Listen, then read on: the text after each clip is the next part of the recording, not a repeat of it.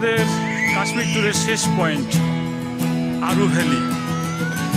আরু ভ্যালিতে আমরা চলে আসছি।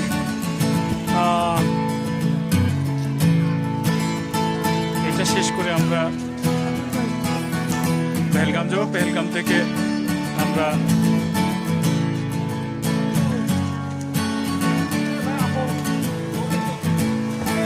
সামনে আগাচ্ছি।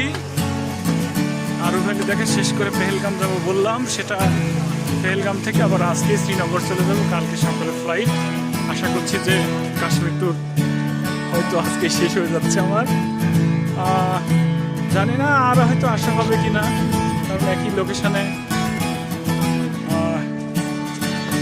ঘোরার যে চিন্তা ভাবনা সেটা আমার নাই আপাতত।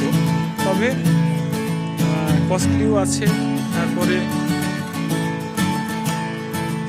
সময়ের একটা ব্যাপার আছে। এক সপ্তাহের নিচে আসলে কাশ্মীর ট্যুর সম্ভব নয় কোনোভাবেই। আর বাংলাদেশ থেকে কাশ্মীর অনেক দূর, যেটা ভাবা মুশকিল। বিমানে আসতেই বোরিং হয়ে যায়। তো আমার মনে হচ্ছে যে হয়তো আমার কারণে আর হয়তো আসা হবে না।